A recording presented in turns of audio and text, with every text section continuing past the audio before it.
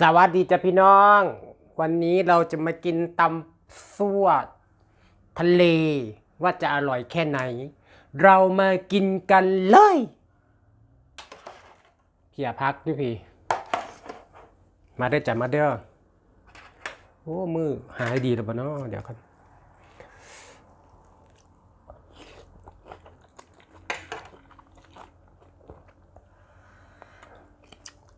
ทำเป็น ทำเป็นเปิดงานย่อนสมที่กับมือเก่าแหละพี่น้องมันหายแล้วมือเป็นแผล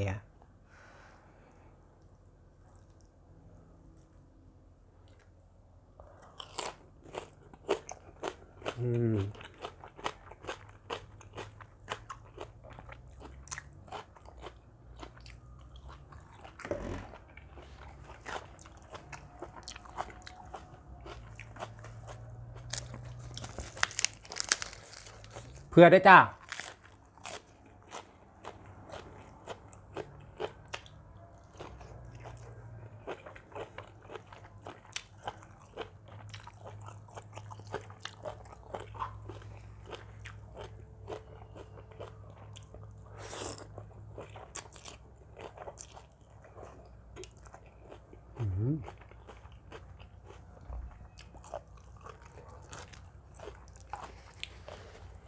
เสียบเพื่อเก่าพี่น้องนัวลึก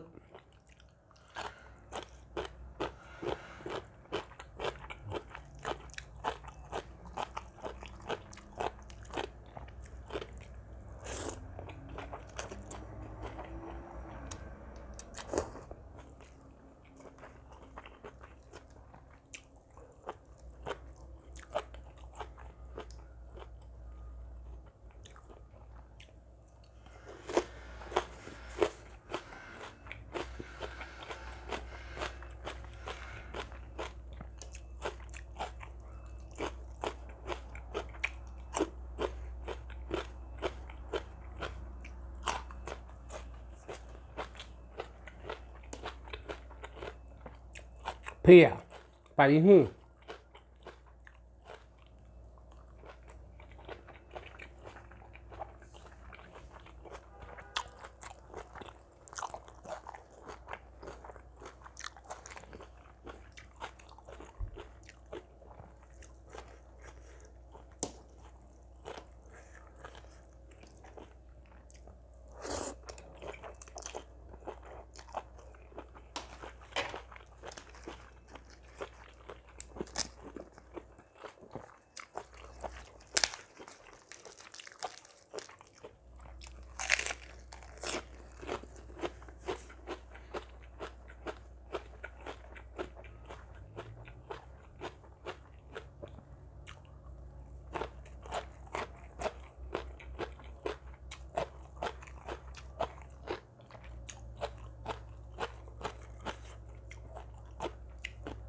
ว่าพื้นต่ำๆเนี่ยก็กินได้ทุกมือได้พี่น้อง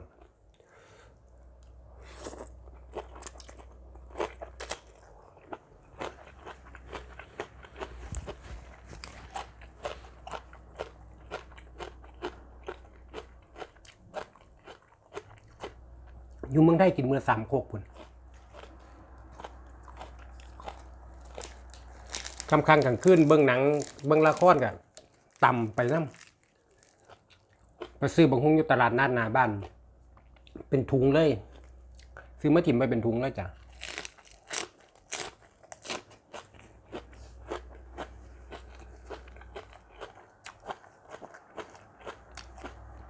แม่เราสิซื้อมาให้เราว่ามากินซื้อมาเป็นกระสอบเลย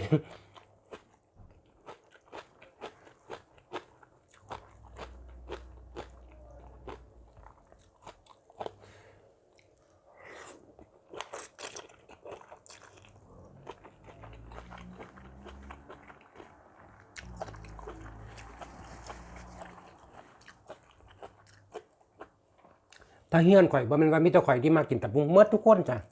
มากินตับมุงเมื่อทุกคนขนาดพ่อข่อยเราก็มากินผู้ชายนี่เราก็มากินตับมุงแม่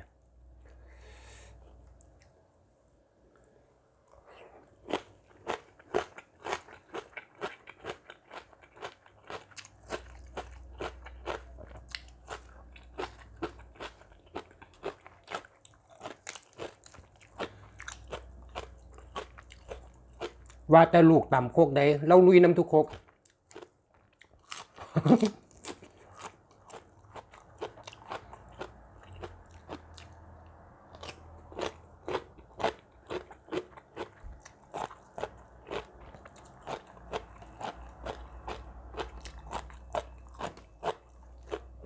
อยู่เมืองไทยมันต่ำมือละ3 โคกได้ยืนเย็นต่ำบ่ได้ตีละมือละ3 โคก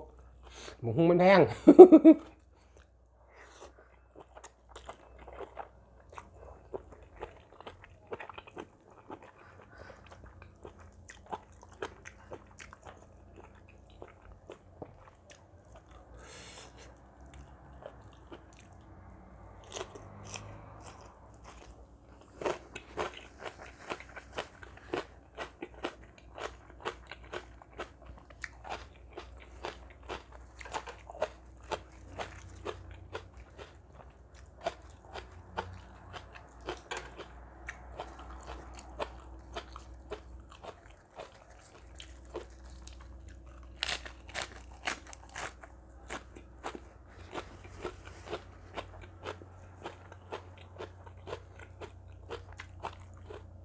เงินใหญ่กอง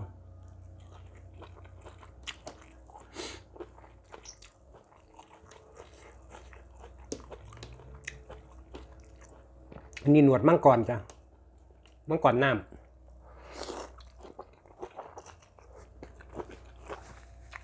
มังกรทะเล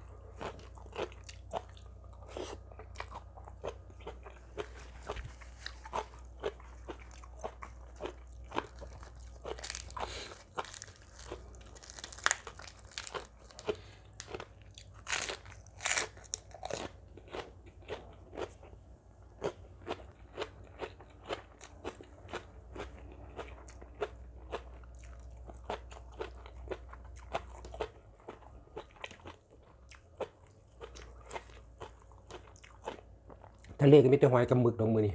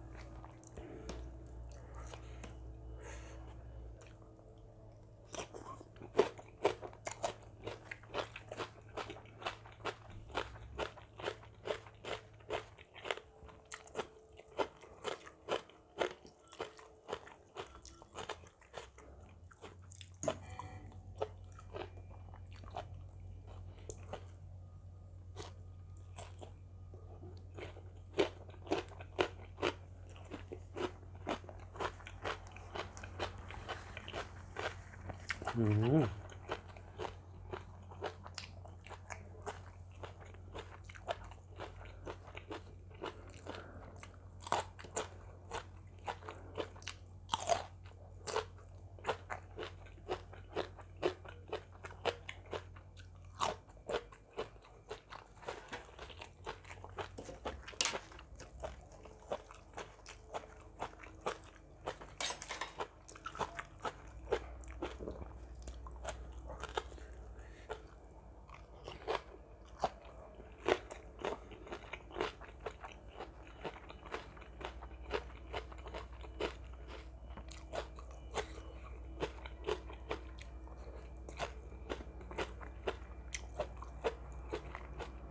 มักมะเขือเทศจ้ะ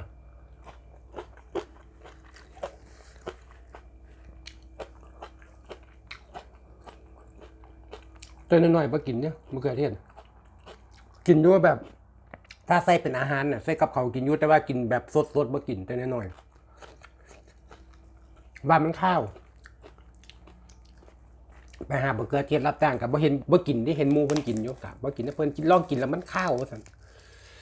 เป็นนัวๆมันก็ข้าวพ่อใหญ่ขึ้นมาได้กินแล้วก็กินเลยบัดนี้นั่งกินเหรียญนี้ซื้อก็ได้แก้เกลือก็ได้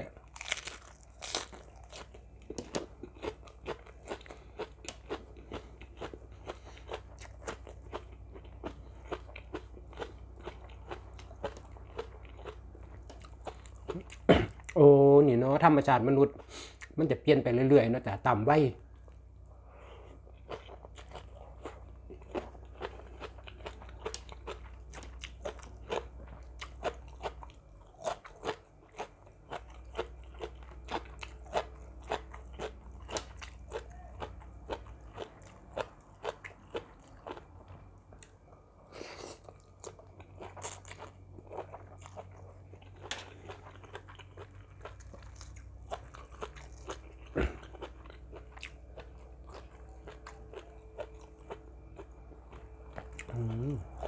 กล่องคือแดง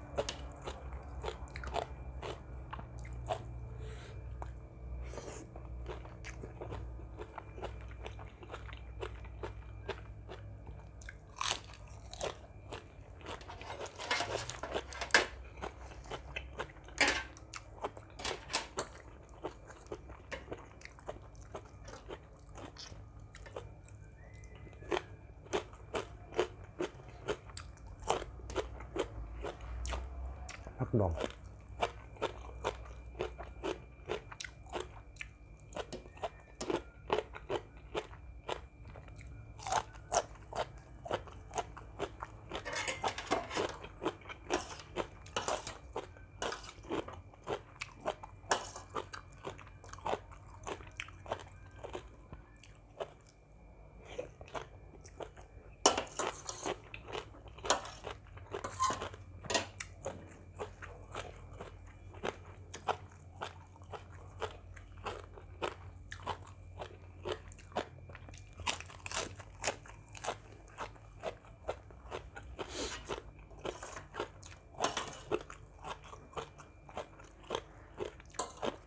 มันขอนๆแล้วมันยุ่มยากต้องใส่ซ่อนจ้ะ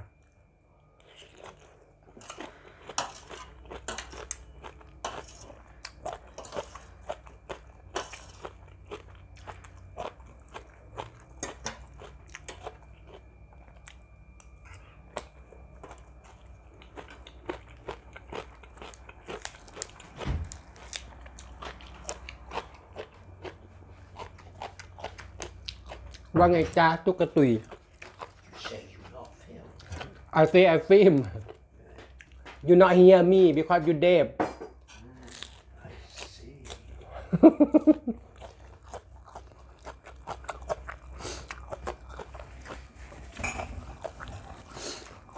เพิ่นจะถามเอ้าฉันถามเธอว่าเธอบอถ่ายคลิปบอกมือนี้ว่าซั่นเขาว่าข่อยบอกว่าถ่ายอยู่เอ้าเธอคือว่าเธอคือว่าบ่ถ่ายว่าซั่นโอ้ยพ่อใหญ่แล้วหูบ่ค่อยดีพี่น้องฉันนึกว่าเธอบ่ถ่ายคลิป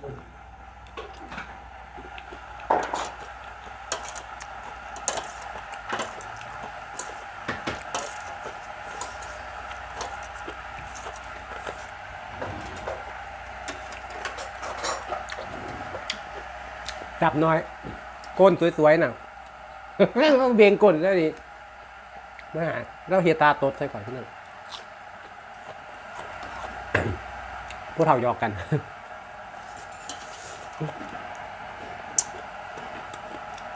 บ่อยากส่วนหลายพี่น้องย่านเป็นโรคไต